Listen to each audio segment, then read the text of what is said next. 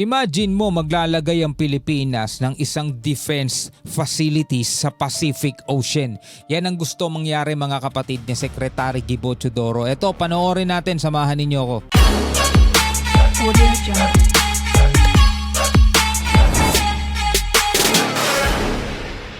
Magandang araw sa inyong lahat. Welcome ulit sa ating bagong video reaction, review, commentary, opinion, criticism at kung ano-ano pa sa mga balita. At kung bago ka pa lamang dito at trip mo yung mga ganitong klaseng reaksyon sa mga maiinit na balita sa loob at labas ng ating bansa, syempre huwag mong kalimutan mag-subscribe. Click mo na rin ang notification bell para ma-notify ka pag may mga bago tayong reaction video tulad nito.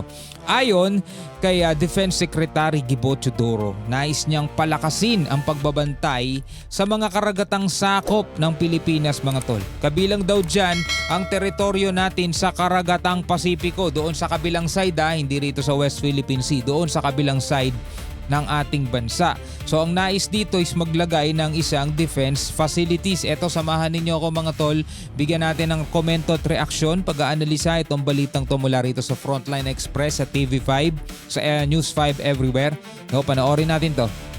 Gusto ni Defense Secretary Gibo Teodoro na palakasin ang pagbabantay sa mga karagatang sakop ng Pilipinas. Kabilang na dyan ang teritoryo natin sa karagatang Pasipiko. Wala namang problema sa lahat ng mga plano eh. Kayang-kaya namang ipatupad yun mga tol, basta meron tayong budget. Yun talaga, at saka meron tayong lakas. Kasi mga kapatid, maraming mga bansa ang umaangal dyan. Maraming bansa ang pwedeng umangal dyan. Halimbawa na lamang mga kapatid, no? Etong BRP Sierra Madre natin. Nabubulok na barkong isinadsad dyan ng dating Pangulong Erap. Diba? Joseph Estrada, taong 1998 or 1999 nung isinadsad yan. So alam nyo na kung ilang taon na nakakalipas, 2026 na mga tol. Diba? So nabubulok na yan. Kinakalawang na yan. Supposedly mga kapatid, kung kakayanin nga ng Pilipinas, bukod sa budget, kailangan meron din tayong lakas kasi merong tumututol dyan, yung China eh.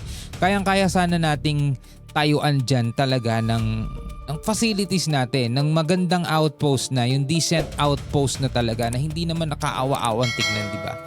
So ngayon, pwede naman talaga tayo magtayo kung sakasakali. Dito halimbawa sa may bandang Pacific Oceans ng isang defense facilities, kailangan muna natin ng budget. Ang tanong mga tol, willing bang ibigay yan ng mga kinauukulan? Sinabi po yan ni Teodoro sa gitna ng budget hearing para sa Defense Department. Ito, budget hearing pala to. At live mula sa Batasang Pambansa, may Express Report si Mobile Journal Amy Atienza. Amy, ano ba itong gustong mga programa ni Secretary Teodoro sa DND? Sana magawa ni Secretary Gibo kung sakasakali man bago pa siya mapalitan. Kasi sa ayaw at sa gusto nating lahat mga tol, mapapalitan talaga siya eh. Once na magpalit ang administrasyon, magpapalit din talaga mga tol ng defense secretary. No? Magpapalit talaga yan. Ruth, nananawagan si Defense Secretary Gibo Teodoro na palakasin ang presensya ng militar sa silangang bahagi ng bansa na bahagi ng karagatang Pasipiko.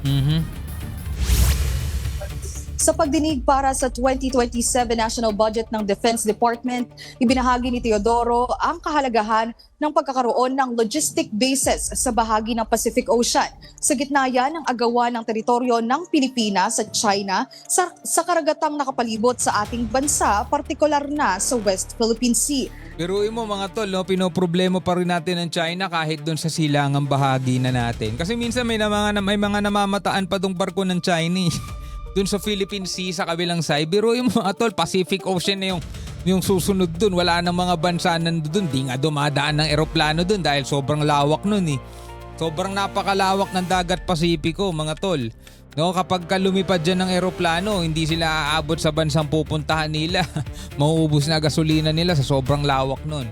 Pero tignan mo, may mga ano pa rin tayo, may mga nakikita pa rin tayong barko ng China dyan minsan. Talaga naman, oo. Sabi ng kalihim, habang maaga pa, dapat nang magpakita ng presensya ang Pilipinas sa nasasakupan nating bahagi ng Pacific Ocean. Ruth?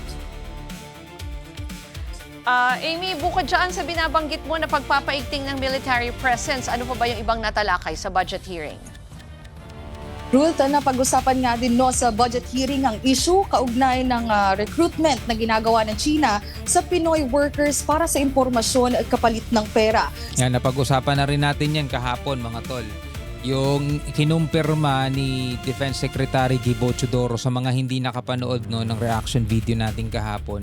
Inamin ni Secretary Gibo o kinumpirma niya na nagre-recruit daw ang China ng mga government workers, mga Pilipinong nagtatrabaho sa gobyerno, pwedeng sa mga LGUs, pwedeng sa national government para maging informant. Makakuha sila ng mga information. Pero sabing ganun ni Secretary Gibo, wala naman daw na ilabas ng mga sensitibong impormasyon. Hindi natin sure. At sabi niya ganun, nasugpo naman na daw nila yan. Hindi rin tayo sure. Pero mga kapatid, kung ang China is... Alam natin ng China, mahilig silang gumawa ng solusyon sa mga problema. Diba? Diyan sila mabente. Katulad na lang halimbawa ng pandemic, sila agad-agad ang unang naglabas ng mga face shield. Diba? Nakagawa na agad sila ng ganun, face mask. Siyempre, galing sa kanila yun eh. Galing sa kanila yung virus na, di ba, sinasabi, dun daw nang galing sa kanila. So alam na agad nila paano susolusyonan. Marami mga produkto ng China, kahit yung mga simpleng problema, iniisipan nila ng solusyon. Di ba? Mahilig sila gumawa ng ganun. So ngayon, kung ang problema nila is makakuha ng information, 'di ba? Marami na silang pwedeng gamitin eh. At kung gusto nila maka-influence pa sa mga Pilipino, gagamitin ngayon nila yung mga sikat na vlogger. Yung ibang sikat na vlogger basta basta kumita ng pera mga tol, eh, 'di ba? Mag ng sugal, tawag dito, magpo-promote ng sugal, magpo-promote kahit na hindi lisensyado. Basta kailangan malaki.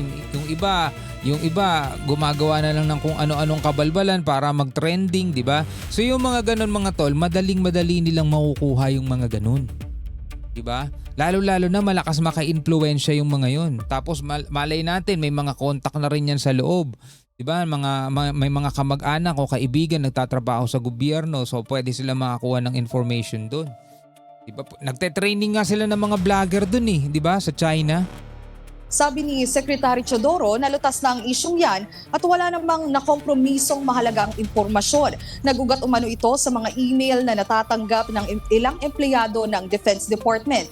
Iniimbita raw ang mga ito na gumawa ng mga papeles at pagsasaliksik hinggil sa iba't ibang paksa kapalit ng pabuya. Kung doon nag-i-email, baka front lang yun, baka panglito lang yun, panggulo lang yun. Diba? Siyempre, ba't ka naman mag-i-email sa email mismo ng Defense Department o ng Defense Secretary? Diba? Ba't ka mag-i-email doon, diba? Baka ano lang yun, panggulo lang nila yun, no? Aminado si Teodoro na marami ang nahikayat sa pagsasagawa nito dahil sa kakulangan ng operational security protocols. Yun lang. Pakinggan natin ang Siyempre, may pabuya daw eh. pahayag ng kalihim. Ito'y di o man ay pinatulan hanggat sa na nagkaroon ng mas detalyadong impormasyon ang hinihingi. Awa ng Diyos po, hindi na po pumayag sa pagkaalam ko itong mga bata at nagsuplong kaagad. Sa pagkakaalam niya, kaya nga tulad ng sinabi ko kanina, hindi tayo sure mga tol, di ba?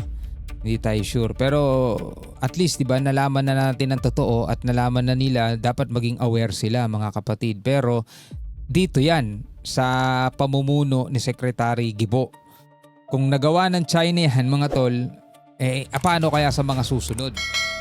Masisigurado ba natin na ganun pa rin ang mauupo na Secretary of Defense? Baka naman sa susunod na Secretary of Defense, tuta na nila. Ano sa tingin ninyo mga tol, no? Pwede mangyari, pwedeng hindi. Sana mas matibay o sana mas malagpasan pa etong si Secretary Gibo sa kanyang paninindigan na atin ng West Philippine Sea at kailangan nating magpalakas ng ating hukbo, ng ating sandatahan at magkaroon tayo ng presensya sa ating mga nasasakupan para hindi masakop ng iba.